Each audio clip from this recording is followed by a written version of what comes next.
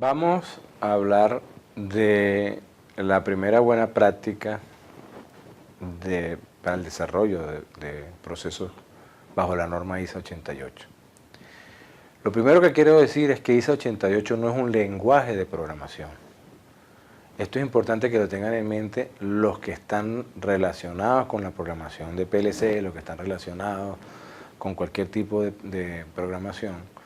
Porque ISA 88 lo que es una forma de modelar.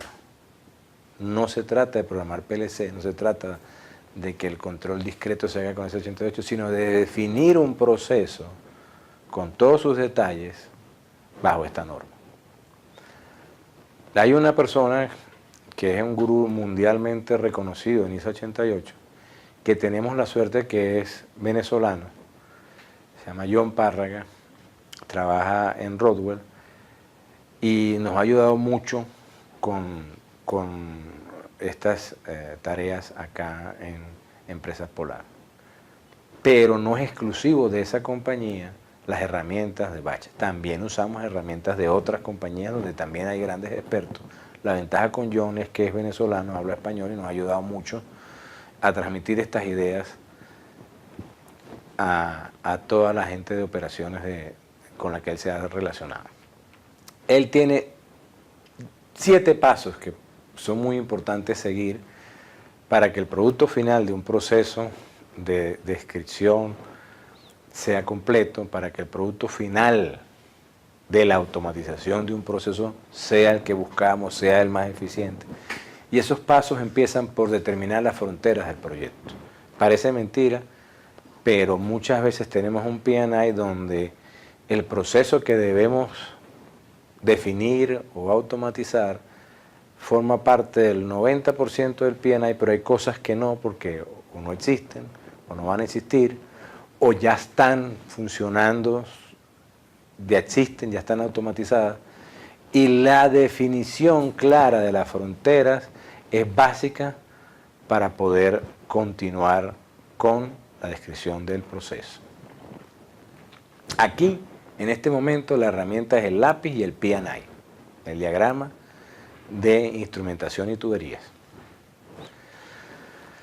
El segundo paso es determinar cuáles recipientes de ese P&I, cuáles equipos de ese P&I son unidades y cuáles son contenedores. Para esta definición hay muchas reglas y muchas excepciones. Pero principalmente la regla más común es que en la unidad se dan las transformaciones, secuencias y cabe un batch completo. Dentro de la unidad cabe un batch completo. Y ahí se dan las transformaciones. Ahí lo caliento, ahí lo mezclo, ahí le agrego los ingredientes. Pero en los contenedores no se dan las transformaciones, independientemente de que quepa un batch o quepan muchos batches. Son los silos de materia prima, son los tanques de productos terminados. Esos contenedores se tratan de otra manera en la descripción. El siguiente paso, una vez que tienes determinado cuáles son los contenedores y cuáles son los recipientes, es revisar el flujo de material. El flujo de material es dónde entran las materias primas, los ingredientes, dónde se adicionan, qué movimiento de productos y subproductos hay dentro de las unidades que forman parte de esa celda, cómo se mueven estos productos, ¿verdad?, entre las unidades.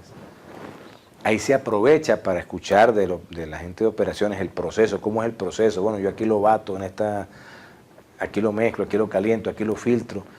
Es una descripción, como ya les comenté, del cuentico. El cuentico del proceso junto con el movimiento de los productos entre las unidades, muy básico, es importante. No vamos a ver el detalle de cuáles son las transformaciones que se dan en cada unidad. No, es cómo se mueven los productos de una unidad a otra. También, en este tercer paso, se revisan los bombeos finales. Cuando terminaste el proceso, se llegó a alguna unidad o a algún almacén y en ese momento de ese contenedor o de esa unidad se bombea hacia afuera de la celda de proceso. ¿Hacia dónde? Puede ser hacia otra celda de proceso, puede ser hacia un contenedor para directamente envasar. Eso depende del proceso que estamos hablando, pero hay un momento en que el producto, el batch de productos sale fuera de la celda de proceso. Ese es el otro punto donde hay que tener mucho ojo. En resumen, ¿dónde agrego ingredientes? Que no necesariamente los ingredientes se agregan en el primer recipiente. Se pueden agregar ingredientes en el primer recipiente, en el tercero, en el octavo, ¿verdad? ¿Cuáles son los movimientos de material de ese proceso que vamos a analizar? Y por último, ¿dónde está el bombeo final de ya el producto semi-terminado? Ahora vengo con el paso favorito mío, y creo que de John Párraga también, que es el paso de determinar qué se le hace al material. Fíjense que en el paso anterior era cuáles eran los movimientos del material y en alguna manera se va explicando el proceso, pero muy someramente para diferenciar los diferentes recipientes. Cuando vamos a qué se le hace al material, estamos normalmente parados en uno de esos recipientes y vemos qué le hacemos al material en ese momento. Por ejemplo, calentar, agregar ingredientes, enfriar.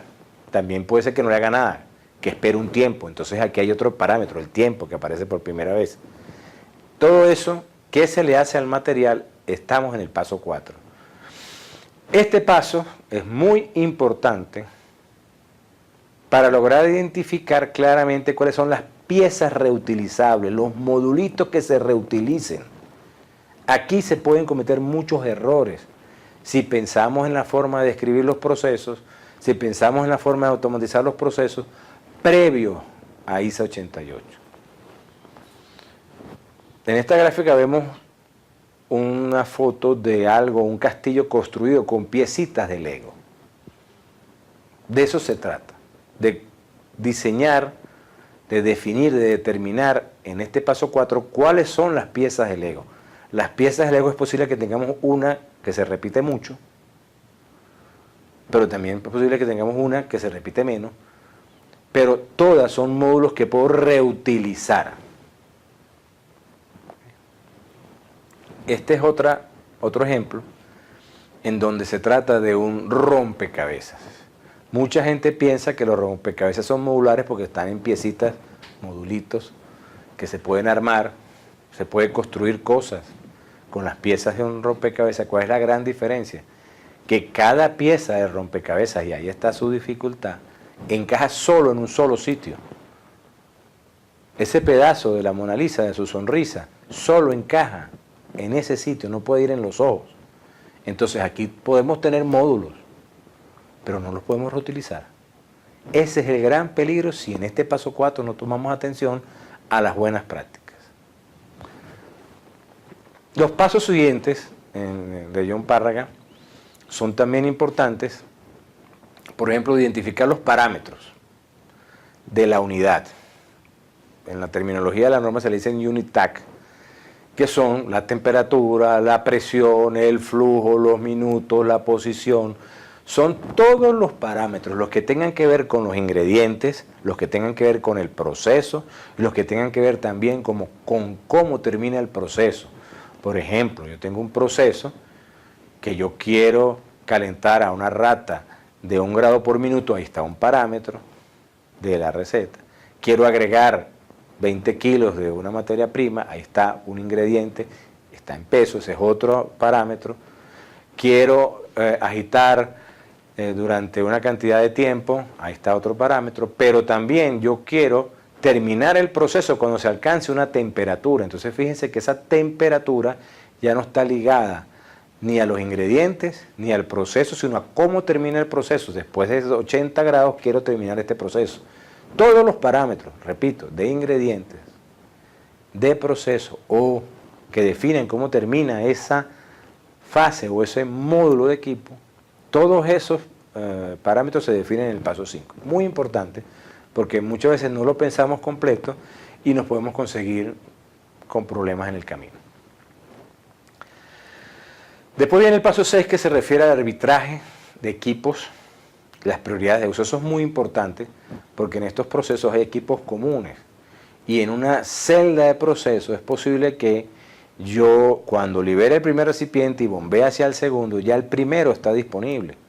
Si el primero está disponible, yo puedo arbitrar, decidir como un árbitro en el fútbol, que otro proceso batch nuevo entre en ese primer recipiente.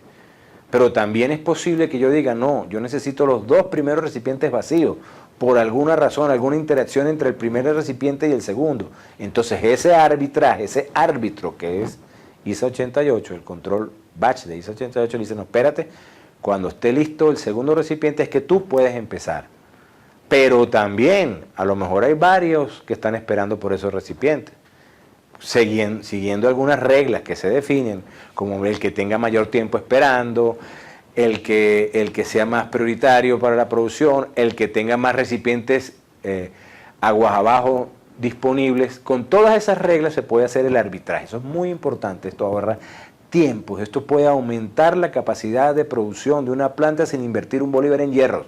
Repito, el arbitraje puede aumentar la capacidad de producción sin cambiar ningún recipiente, ningún transporte, ninguna bomba, y lo hemos probado en Cervecería Polar. El último de los pasos de John Parry, el paso 7, es definir los parámetros y valores a reportar. Cuando termina el proceso, cuando yo termino el proceso, yo tengo que reportar los parámetros como lo habíamos visto antes. ¿Qué quiero reportar? ¿Quiero reportar el valor final que alcanzó la temperatura, 79,9? ¿O quiero reportar mi valor de consigna, mi set point eran 80 grados, llegué a 79,9 y terminó por alguna razón de alguna histérice? ¿O llegué a 80,1 y terminó? El valor de consigna o el valor de la receta y el valor real alcanzado normalmente son valores que se quieren reportar, no todos. Hay muchos de ellos que no te importa recordarlos, guardarlos, pero hay otros que sí. Entonces, en el paso 7 es sumamente importante que definas también cuáles son los parámetros que quieres reportar al final.